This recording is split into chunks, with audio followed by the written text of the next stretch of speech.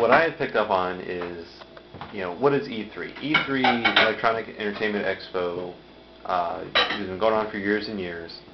In 2007, there was basically a lot of issue with just how much money was being put into the whole phenomenon, the whole show. And so as a result, they really toned it down for 2007. And people complained, like the fans complained because they made it more selective. There's only certain people that they allowed to go. So like basically, there's always been a certain amount of people they allow to go to E3. And part of that is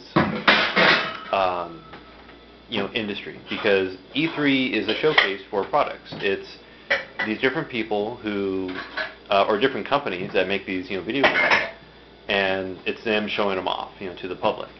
But it's not so much the public; it's more people who can sell their product. So this is the pre-sale.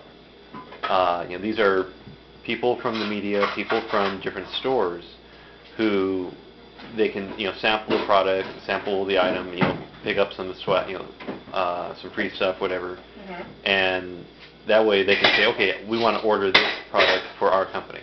We want to sell this product from our store, sort of thing. So, okay, and that's part of why they made it more selective, because they realized, okay, here's all this money going into this convention, these huge booths, and these women who are scantily clad, these, displays, this money, yada, yada, yada, and for what? What are they trying to do? Well, they're trying to sell a product, but they're like over glamorizing, and they're, showing off more like, this is how much money we have, so to speak.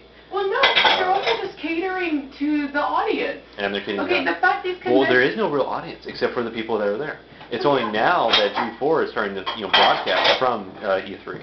And so that's kind of putting an interesting new dynamic on it, because now the media and the cameras are getting in there. And so that's having whatever sort of interesting effect there. But it's really what I get is that it's all these companies, all this money going in a certain direction.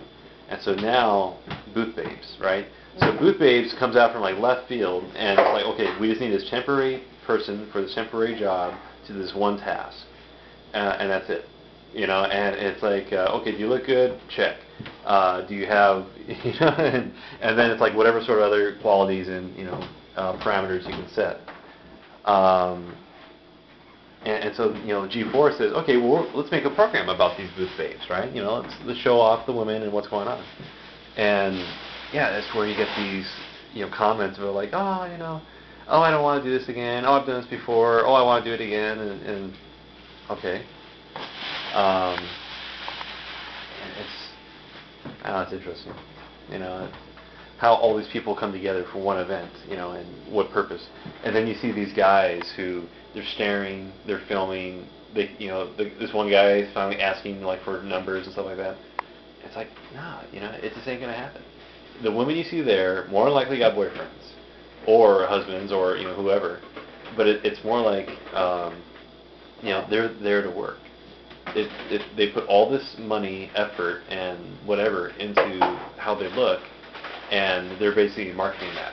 They marketed it themselves when they went in and said, hey, we want to be booth babes. And then these guys are approaching them, and it's like, if any guy wanted to have any sort of chance as any of these women, in any sort of capacity, the only thing would be professional.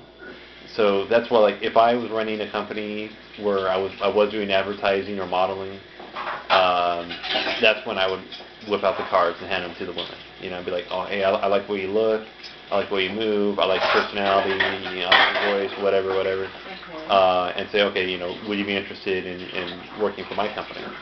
And that's a bit of a challenge, because a lot of these women sign contracts for this or that company. But then again, it's like, why are they at E3? But you know what I'm saying? I mean, that's just different things. But it's like, basically, it's a fantasy. And even the whole aspect of video games is a fantasy. See, this is the other weird thing about it, to me, is what is a video game? A video game is more like a one-on-one experience. Even if there's a room full of people, it's you with a controller in your hand, looking at the screen, and interacting, and making, the game do what you want it to do. And so now you have this huge event with all these people. So how does that mix? How does that match up to what's going on? Because it's now it's a crowd of people who are united by this unique bringing together experience. And I don't know, it's just an interesting thing to me, and I'm still trying to figure it out. So. No, I do like the concept when you say that a video game is a one-on-one experience, and then to have these huge conventions where everybody shares your interests and everybody has shared the similar experience of this one-on-one game, but yet although you're around people that you have a lot in common with, you still don't know how to interact with them. Yeah. And it's the same with these women, like, oh my god, they're trying to portray a woman that was, dressed up like the woman from the video game. Yeah. And it's just, what do you say? What do you say? Yeah. I'm glad the frag dolls were there. Because I like the frag dolls because. What are frag dolls? Can you explain that? It's a group of gamers who they just happen to be cute-looking women. And because professional gaming is starting to take off, or it's becoming popular, and it's different players and groups of players who that's all they do. They game together, and they play against each other. They challenge each other. So Ubisoft decided, we're going to get women to be our mascot representative team. Now tell me, with the growing number of women gamers, has there been any games that are now women friendly? Like, yes. Instead of seeing, there's casual games and hardcore games, and what's the difference? What's hardcore games? There's more story. There's more. There's more interaction, more dedication to the game. A casual game is a game that you can pick up and put down.